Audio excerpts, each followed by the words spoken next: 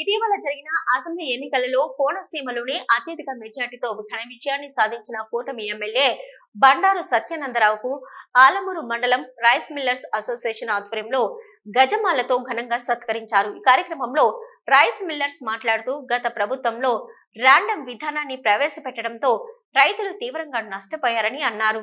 Rice millers పలు సమస్యలు ప్రస్తావించడంతో MLA Bandaru Satyananda Rao ఇప్పటికే 1000 కోట్లు రైతులకు ధాన్యం బకాయిలను విడుదల చేశారని, మిగిలిన సొమ్ము తొందరలోనే విడుదల చేస్తారని, ప్రభుత్వం నుండి రైస్ మిల్లర్స్ కి రావాల్సిన బకాయిల గురించి ముఖ్యమంత్రి, ఉప ముఖ్యమంత్రి, సంబంధిత శాఖల మంత్రులు, అధికారుల దృష్టికి తీసుకువెళ్లి రైస్ మిల్లర్స్ కు రావాల్సిన బకాయిలు త్వరితగతిన వచ్చేలా కృషి చేస్తారని బండారు హామీ ఇచ్చారు।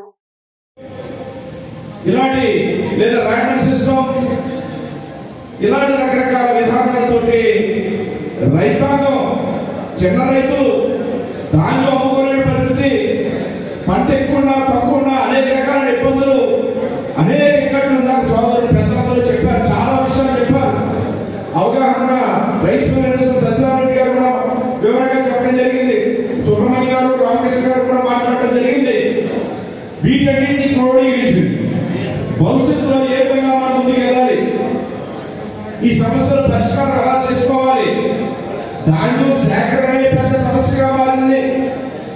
రైతు కొన్నాక డబ్బులు రావు, రైస్ మిల్లర్స్కి సీఎం కష్టం బిల్లింగ్ చేస్తే డబ్బులు రావు, ఇదొక సొసైటీకి ధాన్యం కమిషన్ వచ్చేది, లేదా రైతుకి రవాణా చేస్తే రైతుకి రవాణా ఛార్జీలు రావు, మిల్లర్కి రవాణా ఛార్జీలు రావు, ఏనాడు చూడనటువంటి పరిస్థితులు।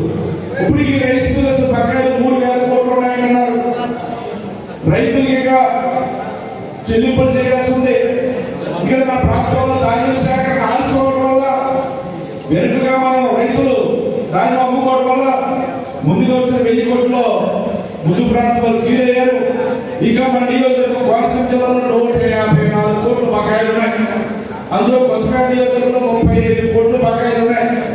వీటన్నిటి కూడా మేము కోరడం జరిగింది, వీలైన తొందరలో రైతులందరూ కూడా బకాయిలు చెల్లిస్తామని సివిల్ సప్లైస్ మంత్రివర్యులు, వ్యవసాయ శాఖ మంత్రివర్యులు కూడా తెలియజేయడం జరిగింది।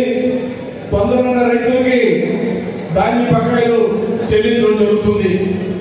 దాంతో పాటు ఈనాడు మన ప్రాంతంలో మరి రైస్ మిల్ ఇండస్ట్రీ ఉండడం వల్ల ఇక్కడ ఎక్కడా లేనటువంటి రైస్ మిల్స్ అన్ని ఆలమూరు మండలంలో ఉండడం కూడా మనకి చాలా గర్వకారణం। అందులో చాలా పెద్ద రైస్ మిల్ ఇండస్ట్రీ ఉంది, దగ్గర 26 రైస్ మిల్లు మన మండలంలో ఉన్నాయి। ఆలమూరు మండలానికి పూర్వ తాలూకాగా రైస్ మిల్ ఇండస్ట్రీగా గొప్ప పేరుంది। బాయిల్ రైస్ మిల్లే 15 మిల్లు ఉన్నాయి। ఎక్కడైనా తడిచిపోయిన ధాన్యం ఉంది, ముక్కుపోయిన ధాన్యం ఉంది, వర్షాలు తక్కువ ఉంది అంటే కాపాడవలసింది రైతులే। రైతుకు రూపాయి నష్టం లేకుండా గిట్టుబాటు ధరకి, మద్దతు ధరకి మిల్లులు కొనుగోలు చేసి మన ప్రాంత రైతాంగాన్ని ఆదుకోవడంలో మన మిల్లర్లు ఎప్పుడూ కూడా ముందున్నారని కూడా ఈ సందర్భంగా తెలియజేస్తా ఉన్నాను। అదే దాన్ని అస్తవ్యస్త విధానం వల్ల సిస్టమే దెబ్బతింది, దాన్ని రెగ్యులేట్ చేసుకోవడానికి ఇప్పుడే ప్రభుత్వం, కొత్త ప్రభుత్వం, ఎన్డీఏ ప్రభుత్వం, ఇప్పుడు చంద్రబాబు నాయుడు గారు, పవన్ కళ్యాణ్ గారు, మోడీ గారి యొక్క నాయకత్వంలో కేంద్ర ప్రభుత్వం కూడా మన అండగా ఉంది। వీటన్నింటినీ కూడా ముందుకు తీసుకెళ్ళడం కోసం, ప్రక్షాళన చేయడం కోసం, సరైన మార్గంలో ముందుకెళ్ళడం కోసం అన్ని విధాలుగా ఎన్డీఏ ప్రభుత్వం ఆలోచన చేస్తూ ఉంది।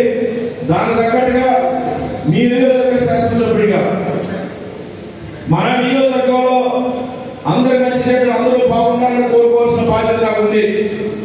మన రైతులందరూ కూడా ధాన్యం సేకరణ ఇబ్బందులు లేకుండా ఉండాలి, సరైన ధర రావాలి, రైస్ మిల్లర్స్ ఇబ్బందులు పడకుండా ఉండాలి, వాళ్ళ ఇండస్ట్రీ బాగుంటే 10 మందికి ఉపకారం చేయగలుగుతారు। ఇప్పుడే చెప్పారు అన్నారు, ఏదో డ్యామేజ్ అయితే వెంటనే రైతుల్ని ఆదుకోవడం జరిగింది।